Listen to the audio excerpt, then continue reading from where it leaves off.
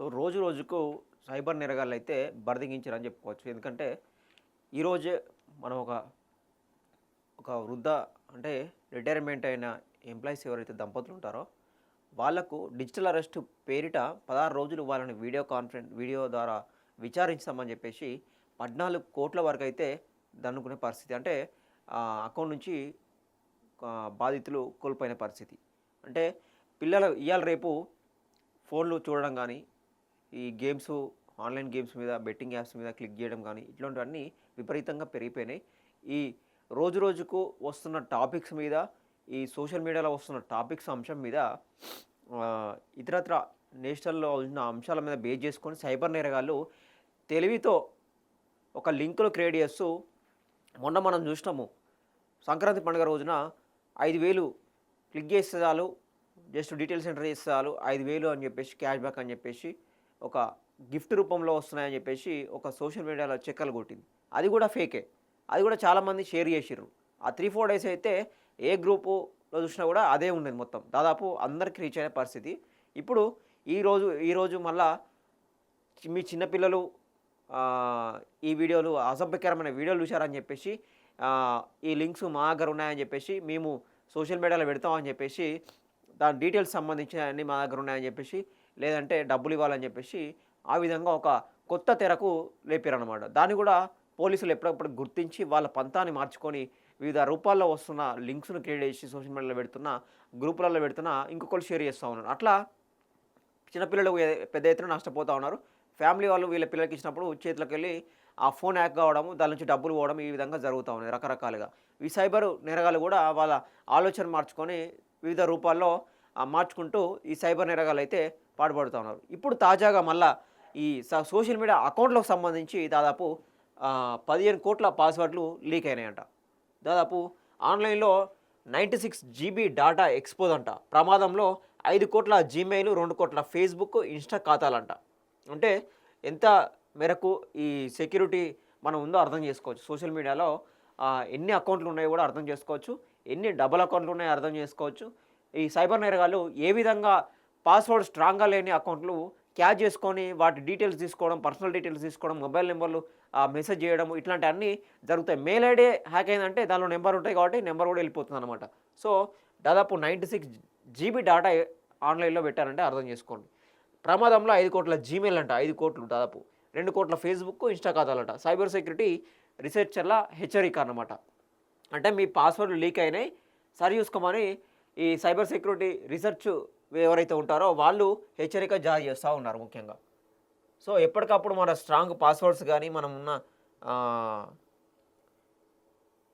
Social media అకౌంట్లు కానీ ఎప్పటికప్పుడు మనం చెక్ చేసుకోకపోతే మనమే నష్టపోతాం అన్నమాట.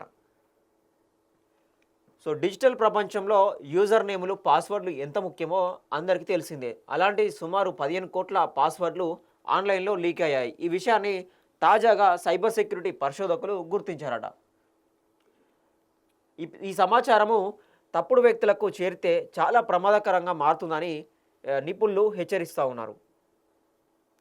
ఈ పాస్వర్డ్లు ఉన్న డేటాబేస్ పబ్లిక్‌గా ఎక్స్‌పోజ్ అయినట్టు పరిశోధకులు గుర్తించారు. దీనిలో 14,94,04,754 యూనిక్ లాగిన్లు, పాస్వర్డ్లు ఉన్నాయి. మొత్తము 96 జీబీ డేటా ఈ డేటాబేస్‌లో ఉన్నట్లు సమాచారం అట.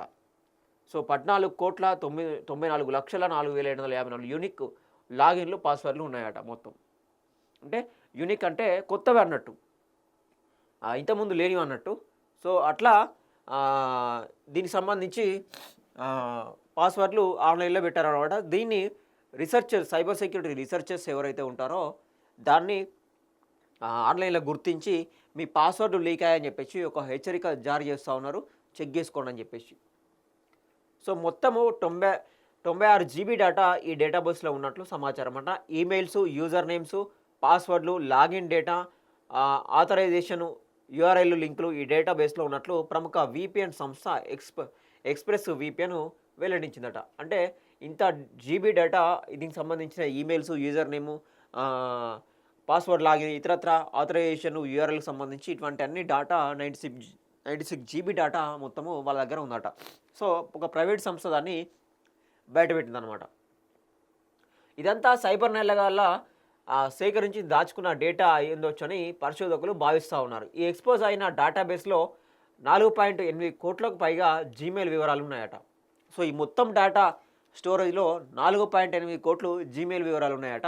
ఇక 40 లక్షల యాహూ అకౌంట్ డేటా ఉందట. 15 లక్షల అవుట్‌లుక్ ఖాతాలు ఉన్నాయట. 9 లక్షల ఐక్లౌడ్ ఉన్నాయట. 14 లక్షల డేటా సంబంధించి ఉన్నాయట. 1.7 కోట్ల ఫేస్‌బుక్ ఖాతాలు ఉన్నాయట. 65 లక్షల ఇన్‌స్టాగ్రామ్ ఉన్నాయట. 7.8 లక్షల టిక్‌టాక్ ఉన్నాయట. 34 లక్షల పైగా నెట్‌ఫ్లిక్స్ ఖాతాలు ఉన్నాయట. 1,00,000 ఓన్లీ ఫ్యాన్స్ అకౌంట్లు ఉన్నాయట. 4.2 లక్షల బినాన్స్ అకౌంట్లు ఉన్నాయట. బినాన్స్ అట. ఇక పరిశోధకులు తెలియజేశారట. ఇవి కాక ఇతర వెబ్‌సైట్‌లు, కంపెనీ ఖాతాలు, ఆథరైజేషన్, యూఆర్ఎల్ వివరాలు, ఉద్యోగుల లాగిన్ వివరాలు వంటి డేటా కూడా ఉన్నట్లు తెలుస్తోంది. ఈ డేటా లీక్ అవడంతో ఈ ఖాతాలన్నీ ప్రమాదంలో పడినట్లని పరిశోధకులు చెప్తా ఉన్నారు.